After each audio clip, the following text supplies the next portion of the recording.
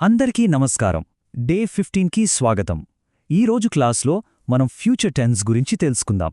అంటే భవిష్యత్తు గురించి మాట్లాడ్డం అన్నమాట. ముఖ్యంగా విల్ ఎప్పుడు వాడాలి, గోయింగ్ టు ఎప్పుడు వాడాలి అనేది క్లియర్గా నేర్చుకుందాం. చూడండి, ఈ ప్రశ్న భవిష్యత్తు గురించి కదా. రేపు లేదా రాబోయే రోజుల్లో మనం చేయబోయే పనుల గురించి ఇంగ్లీష్లో సింపుల్గా కరెక్ట్గా ఎలా చెప్పాలో ఈరోజు నేర్చుకుందాం. సరే, ముందుగా మనం విల్ వాడకం చూద్దాం. విల్ ఎప్పుడు వాడతామంటే రెండు సందర్భాల్లో.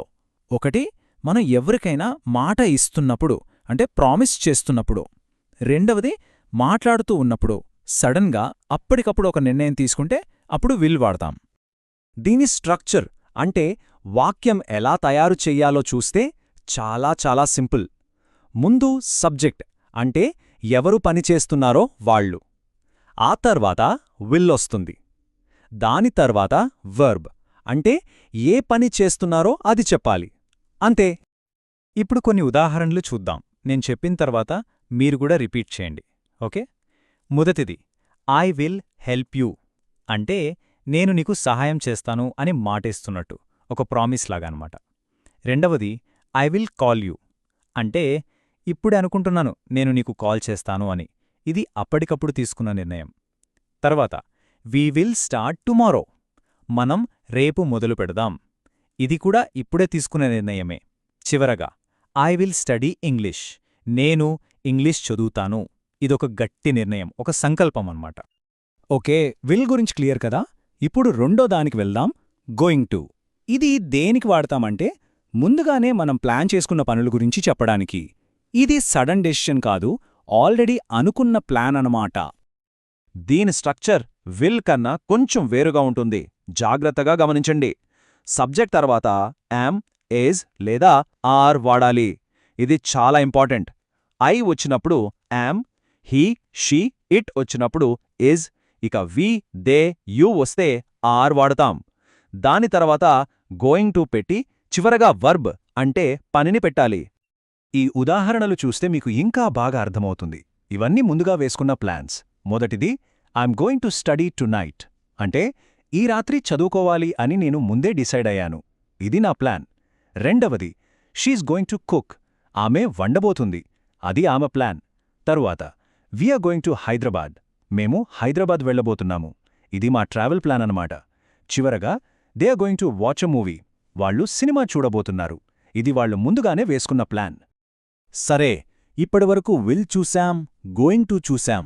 ఇప్పుడు ఈ రెండిటి మధ్య ఉన్న అసలైన తేడా ఏంటో ఒక్కసారి సింపుల్గా పోల్చి చూద్దాం. ఇది అర్థమైతే మీకు మొత్తం క్లియర్ అయిపోతుంది. ఈ రెండు వాక్యాలు చూడండి, తేడా మీకే తెలుస్తుంది. లెఫ్ట్ సైడ్లో ఉన్నది I will buy a pen అంటే అనుకుందాం, మీరు క్లాస్లో ఉన్నారు, మీ పెన్ రాయట్లేదు. అప్పుడు వెంటనే ఏమనుకుంటారు? అయ్యో, నేనొక పెన్ కొంటాను అని. అది సడన్ డెసిషన్, అందుకే I will buy a pen అంటాం. ఇప్పుడు రైట్ సైడ్ చూడండి, I'm going to buy a pen అంటే మీరు ఇంటి దగ్గరే అనుకున్నారు, నా దగ్గర పెన్ లేదు, షాప్కెళ్ళి ఒక పెన్ కొనాలి అని. అది ఆల్రెడీ ఉన్న ప్లాన్.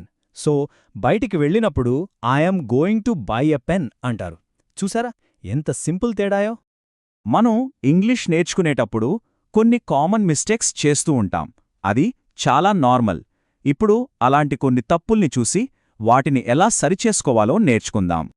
ఇది చాలామంది చేసే పెద్ద తప్పు. విల్ మరియు గోయింగ్ టు రెండింటినీ ఒకే వాక్యంలో కలిపి వాడతారు. చూడండి, I will going to come అనేది పూర్తిగా తప్పు. అలా ఎప్పుడూ చెప్పకూడదు. కరెక్ట్గా ఎలా చెప్పాలంటే ఐ విల్ కమ్ అని చెప్పాలి, లేదా ఐఎమ్ గోయింగ్ టు కమ్ అని చెప్పాలి. రెండింట్లో ఏదో ఒకటి మాత్రమే వాడాలి. ఇది బాగా గుర్తుపెట్టుకోండి. ఇంకొక కామన్ మిస్టేక్ ఇది. గోయింగ్ టు వాడినప్పుడు దాని ముందు యామ్, ఇజ్ లేదా ఆర్ పెట్టడం మర్చిపోతారు. ఐ గోయింగ్ టు స్టడీ అంటే వాక్యం పూర్తి అవ్వనట్టుంటుంది. అది తప్పు. ఎప్పుడూ I am going to study అని చెప్పాలి. ఆ యామ్ అనేది అక్కడ కంపల్సరీ ఉండాలి. ఓకే, రూల్స్ అన్నీ అర్థమయ్యాయి కదా. ఇప్పుడు మిమ్మల్ని ఒక ప్రశ్న అడుగుతాను. Are you going to study today? ఈరోజు చదువుకోవడానికి ప్లాన్ చేసుకున్నారా? దీనికి సమాధానం మీ మనసులో అనుకోండి, ఎందుకంటే ఇప్పుడు మనం ప్రాక్టీస్ చేయబోతున్నాం. ఎక్సలెంట్. ఇప్పుడు కొంచెం మాట్లాడటం ప్రాక్టీస్ చేద్దాం. నేను వాక్యం మొదలు పెడతాను, మీరు దాన్ని పూర్తి చెయ్యాలి. సిగ్గుపడకుండా గట్టిగా చెప్పండి, ఓకేనా? రెడీ. ఫస్ట్ది, మీరొక ప్రామిస్ గాని సడన్ డెసిషన్ గాని అనుకుని ఈ ఖాళీని ఫిల్ చేయండి. I will.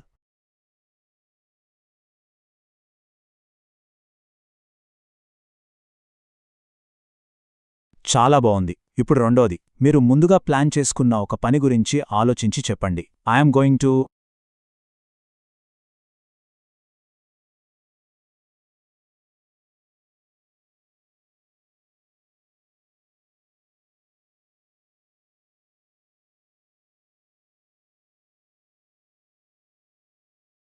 సూపర్. ఇప్పుడు మూడవది, రేపు మీరు ఖచ్చితంగా చెయ్యాలనుకుంటున్న ఒక పని. Tomorrow I will.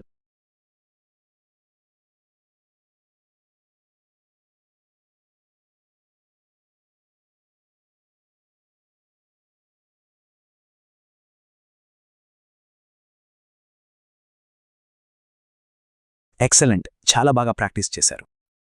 ఈరోజు నేర్చుకున్నది బాగా గుర్తుండాలి అంటే ప్రాక్టీస్ చేయటం ఒక్కటే మార్గం. సో, మీ నెక్స్ట్ స్టెప్ డైలీ ప్రాక్టీస్.